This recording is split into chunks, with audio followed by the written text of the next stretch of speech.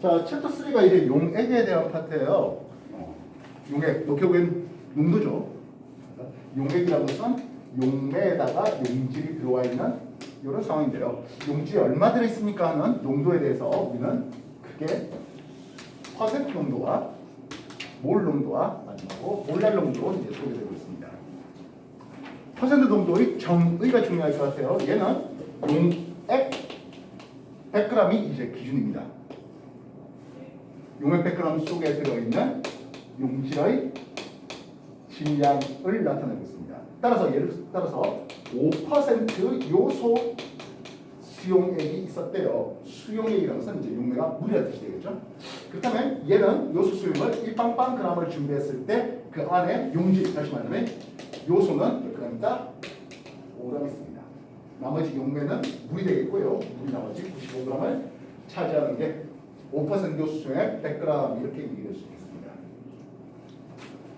몰 농도는 역시 용액이 준비되겠는데요. 용액 1리터 속에 들어있는 용액 1리터가 일단 기준이 되는 거죠. 그 안에 들어있는 용질의 몰수를 용질의 몰수 요거를 우리는 몰 농도로 칭하고 있습니다. 예를 들어서 0.5몰 농도 요소 수용액을 준비했습니다. 그럼 요소 수용액 1리터 속에는 용질 요소가 몇 그램? 요소가 0.5몰 개 들어있습니다 하는 거죠. 요소의 분자량은 60입니다. 따라서 만약 질량을 따진다면 요소는 1몰당 60g이 들어가 있습니다. 만약 포도당이었다면 1몰당 180g 들어가는 이런 형식이 되겠죠. 그럼 나머지 용매 물은 얼마 있습니까? 그런데 정확하게 얼마 질량이 있는지는 몰라요. 이걸 알면 밀도에 대한 정보가 필요하거든 하겠습니다. 반면 몰랄 농도는 다른 것들은 용액이 기준이었다면 얘는 용매가 기준입니다. 용매 1kg 속에 들어있는 용질의 몰수를 제시하는 게 몰랄 농도입니다.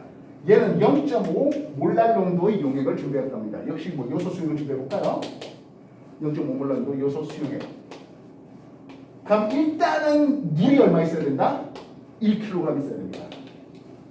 그리고 요소가 얼마? 0.5 몰게 들어옵니다.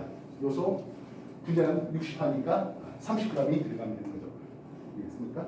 그래서 몰 농도는 정확하게 물이 얼마 있어야 되는지 이건 그에 대한 밀도 어떻게 보면 온도에 따라서 이제 부피가 조금씩 달라지니까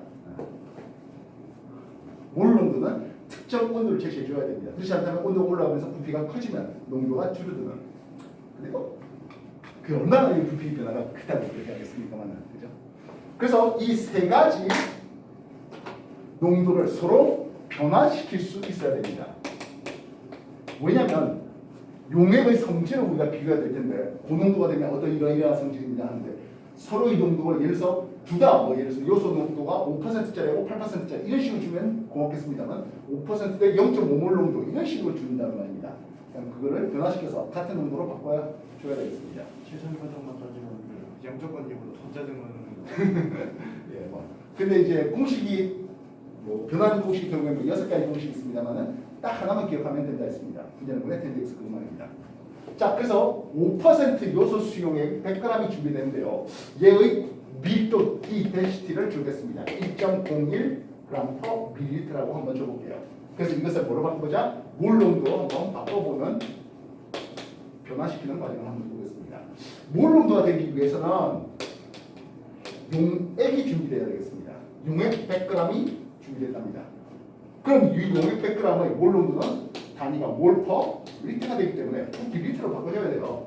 그래서 용액 100g에 대해서 어떻게 할래야 합니다. 지금 밀도 이역수가 들어가면 되겠죠? 1.01g이면 1ml입니다. 들어가겠습니다. 마찬가지 밀리터를 리터로 고쳐야 되니까 2000 밀리터는 1리터지요 하겠어. 그래서 그램 지우고 밀리터 지우면서 리터 단위를 뽑아냈다 했습니다. 그럼 그 안에 들어있는 용질은 얼마 있습니까? 근데 용질이 요소가 5g 되어 있습니다. 요소 분자는 얼마입니까? 60이었죠. 그래서 60g이면 1몰개입니다가 하면서 그램 지면서 역시 마찬가지 몰 농도에 필요한 몰수를 만들어냈습니다. 그래서 이걸 계산을 하는데요. 60이 분모로 내려와야 되겠죠? 5는 없는 분자가 있겠습니다. 1.01균의 1을 넘어가서 그죠? 1.01 이렇게 있겠네요. 용액 100g은 퍼센트 정도할 때 기준 되기 때문에 용액 100g입니다. 그리고 1000ml 할 때 이놈은 밀리터를 리터로 고칠 때 나오는 놈이에요. 결국엔 200과 이 1000의 양수 항상 디폴트 값이 되겠죠.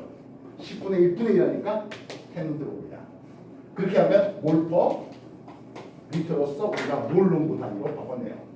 이때 60이라는 건 무엇입니까 하면 용질의 분자량에 해당합니다. 뭐 이온계란 물질이라면 뭐 분자량에 임을 쓰기 좀 어렵습니다만 그냥 뭐 분자량은 툭치하고요. 분자량은 10은 상수값이죠. 그리고 1.01은 밀도입니다.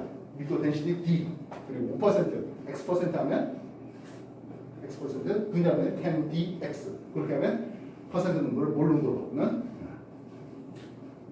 가장 중요한 공식이 되겠습니다. 요거를 몰랄 농도로 한번 바꿔볼까요? 근데 몰랄 농도로 바꿔도 역시 공식이 있겠습니다만 그 공식을 외울 수 있는 성질은 아닌 것 같고요. 근데 요거랑 크게 안 다르겠습니다. 몰랄 농도로 바꾸면 얘는 용매의 킬로그램에 대한 용질의 몰수가 나와야 됩니다. 그래서 용매가 얼마 있습니까 하면 95g의 용매가 되고 있습니다. 이걸 뭘로 바꿔라? 킬로그램 바꿔야 되겠죠. 역시 1000g 분의 1kg이 될 수 있겠고요. 용질이 5g, 요소가 5g인데 이거는 60g이면 1몰개입니다가 산수계산될 수 있습니다.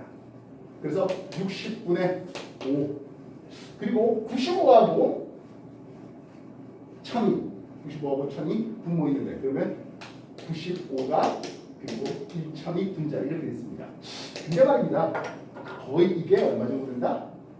약분하면 대략 한 10 정도 돼요. 그래서 분자하면 10dx 준 것과 큰 차이가 나지는 않아. 즉 몰롱도 몰라는 것은 비슷해. 뭐 저 정도에 대해서는 그런 식으로 우리가 계산될 수 있습니다. 됐습니까? 그래서 얼마든지 몰 농도를 준 것을 퍼센트 농도로 몰랄 농도로 바꿀 수도 있어야 되겠고 몰랄 농도 준 것도 마찬가지 몰 농도로 그리고 퍼센트 농도로 바꿀 수 있어야 되겠습니다. 연습 한번 시켜볼까요? 짜증나겠지만 0.4 몰 농도입니다. 요소 수용을 준비해봤습니다. 얘는 밀도 D를 볼 때 2.01 한번 써볼게요. 그럼 퍼 밀리리터 되겠습니다. 퍼센트 농도와 몰랄 농도로 바꿔보십시오.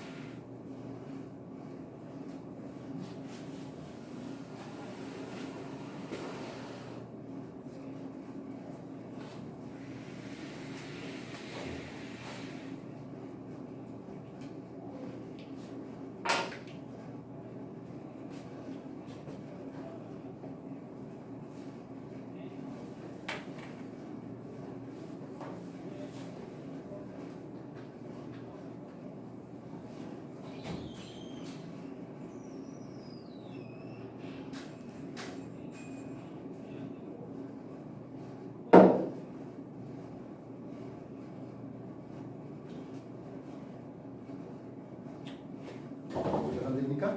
네?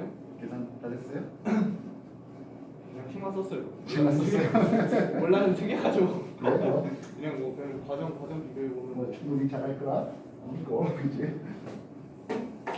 특히 이제 몰농도하고 부피를 곱하면 가안에 들이는 용질의 개수가 나온다는 거.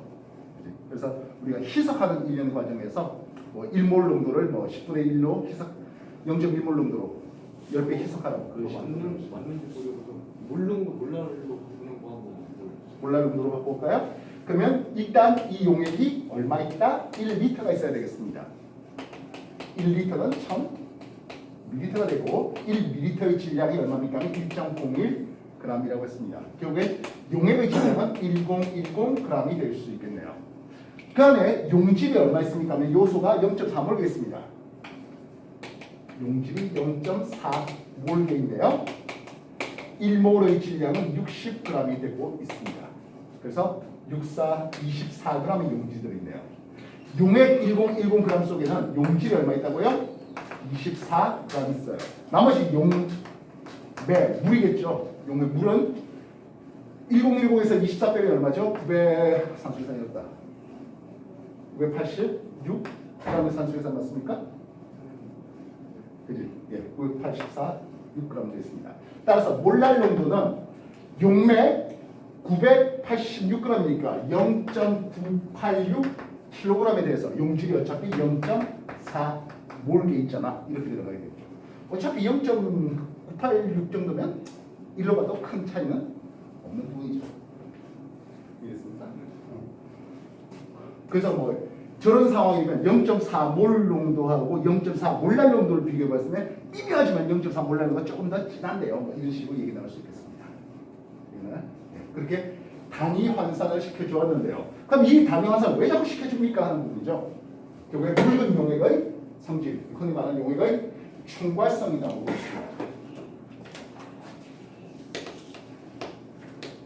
묽은 용액, 즉 너무 진한 농도가 아닌 상황에서 묽은 농도에서 보통 1몰 농도 미만이에요. 일반적으로는. 근데 뭐 묽은 용액의 충괄성 하면서 첫 번째 라우리 법칙이 나오네요. 흔히 말하는 증기압 내림입니다.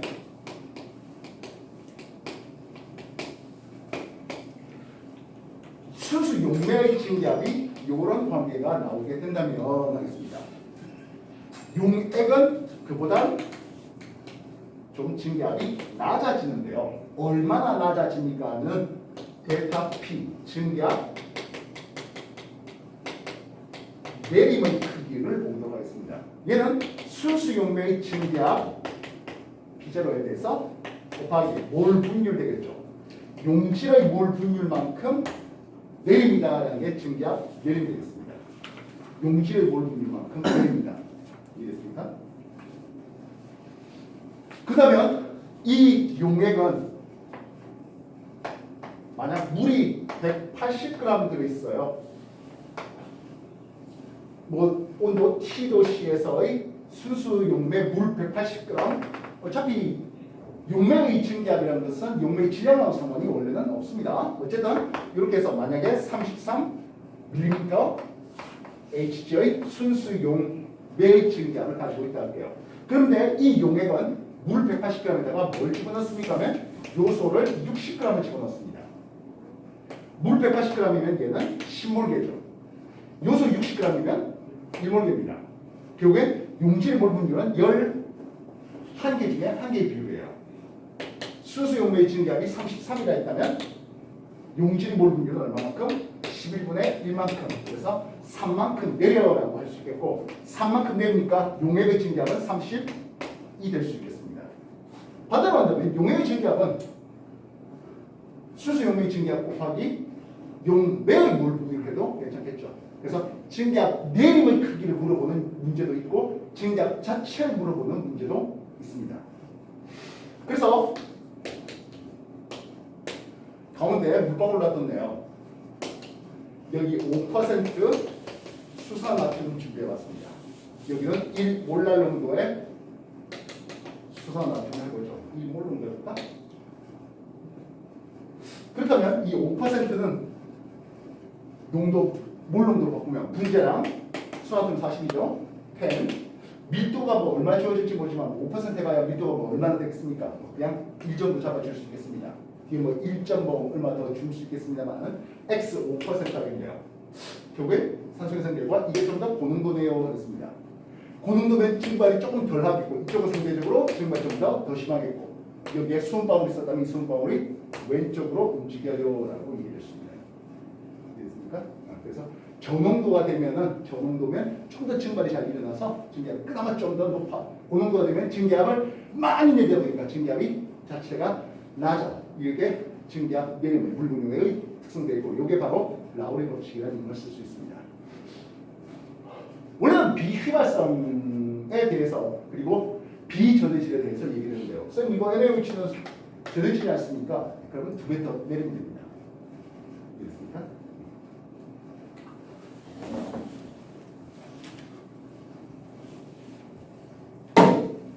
번째 특징은 끓는 점 오름입니다. 우리가 증기압을 하다가 1기압에 맞아 떨어지면 이게 뭐가 돼? 볼륨 끓는 점이라는 이름을 쓴다 했습니다. 그럼 용액은 어떻게 됩니까? 이런 식으로 그려줄 수 있죠.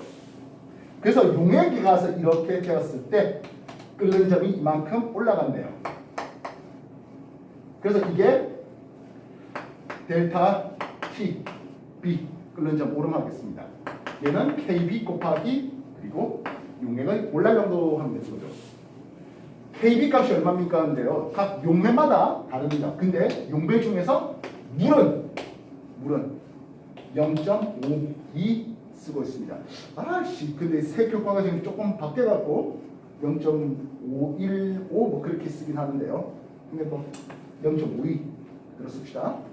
얘는 뭐 필요하다면 도시 퍼 몰랄 정도 이렇게 하면 끓는 점 오름의 크기가 나오겠습니다.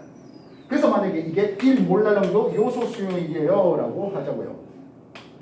AQ 쓰면 수용이 되겠습니다. 1몰랄 정도니까 0.52 올렸습니다. 그래서 끓는 점은 요게 이제 100도씨가 되면 100.52도씨 이런 식으로 얘기될 수 있겠죠. 2몰랄 정도 되면 그보다 2배 되겠고요. 만약에 1몰랄 정도의 수산화툼이에요 하면 전해지면 2배 올리면 되는 거죠. 이해했습니까? 그리고 항상 얘기했지만 끓는다의 의미는 1기압이, 증기압이 1기압이에요. 이 얘기가 나와야 되겠습니다. 그래서 우리가 용액을 끓이다 보면 100도보다 높은 데서 이제 끓습니다. 그죠? 만약 순수 용매였다면 이런 식으로 됐을 텐데 용액이었다면 요런 그림이 되고 계속 끓여나가면서 농도가 진해지니까 계속 온도가 올라가게 됩니다.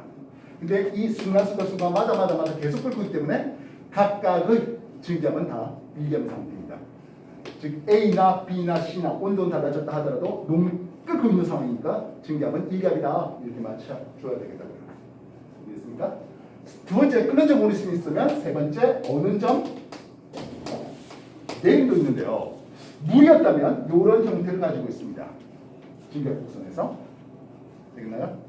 그래서 용액이 되면 이런 식으로 볼 수 있는 거죠. 요게 0도씨였는데 어느 점은 이만큼 내렸잖아 하겠습니다. 어느 점 내림도 역시 공식 나오겠습니다. 델타 T Vg 값이 되겠고 이 K Vg 값에다가 몰랄 정도가 곱해지는 거죠. 역시 물이었다면 1.86은 우리가 외워 달라는 부분이죠. 그래서 1몰랄 정도였다면 1.86 내렸습니다. 마이너스 1.86도씨 이렇게 하죠. 뭐 2몰랄 정도가 되면 그래서 이제 두 개가 나왔죠. 결국엔 용액이 진하면 끓는 점이 올라가고 용액이 진하면 어느 점이 내려온다는 뜻은 액체 구간의 범위가 어떻게 더 많아지겠다는 뜻이죠. 이해했습니까? 그런 걸로 어느 점 내림. 그래서 우리가 끓는 점 오르는 것 같으면 어느 점 내림을 이용하는 여러 가지 현상들이 나오겠죠. 눈 올 때 염화칼슘 뿌려주는 것들 이런 것들은 용액이 되면서 이제 어느 점 내림 이런 것들 오는 것들이라고요. 네. 마지막 네 번째 삼투압이라는 이름을 쓰네요. 삼투압 기호 파이를 쓰고 있고요. 얘는 CRT 되고 있습니다. 이때 C, concentration 농도는 몰농도입니다. 몰농도입니다. 근데 뭐 몰농도나 몰랄농도나 비슷했었잖아요. 그리고 R은 기체상수, 그리고 T는 절대온도. 결국엔 농도 지는 놈이 뭐하다? 삼투압이 커요. 삼투압이 크면 어떤 일이 벌어집니까? 반투막을 경계로 서로 다른 농도를 줬습니다. 여기가 고농도, 저농도 되면 저농도 있는 물이 고농도 쪽으로 이동하는 과정을 보겠고 고농도의 수위는 올라가고 저농도의 수위는 내려가게 되는 이 현상을 볼 수가 있는 게 삼투압 얘기가 되고 있습니다. 그래서 고농도가 되면 증기압을 많이 내리고 증기압 자체가 낮고요. 고농도가 되면 끓는 점을 많이 올렸고 끓는 점이 더 높고 어느 점을 많이 내려서 어느 점이 더 낮고 삼투압은 더 크고 이게 용액의 충발성 되고 있습니다. 즉 용질의 종류는 상관없이 비휘발성, 비전해질이라는 전제 조건 하에서 이 용들은 똑같다고요. 그러면 휘발성 용질은 어떤 것들이 있습니까? 근데 암모니아, 염화수소 이런 것들 끝나가잖아요. 그래서 염산을 끓였습니다. 100도씨가 됐습니다. 근데 이미 그때는 염화수소가 다 날아가고 난 뒤에요. 이해되시겠어요? 그리고 비전해질인데 전해질, 염화나트륨, 수산나트륨 이런 것들은 그래 하나 넣으면 2개 되는 효과잖아. 그만큼 계산해 주면 됩니다. 염화칼슘이요? 그럼 3개 되는 효과가 되겠죠. 그런 것들 비유만 해주시면 되겠고요. 그래서 친절하게 1몰랄 농도와 2몰랄 농도 용액 두 중에 누가 더 끓는지가 이런 문제는 안 나오죠. 서로 다른 농도가 됐기 때문에 서로 다른 농도 단위를 주었기 때문에 1몰랄 농도와 예를 들어서 5% 이런 식으로 주기 때문에 그래서 단위화살 중에서 누가 더 고농도인지를 알아내야 상호 비교가 가능하다는 거. 그거만 기억하시면 될 것 같습니다. 용액 내용 정리 다시 하시고 2접짜리부터 역시 완성해 볼게요.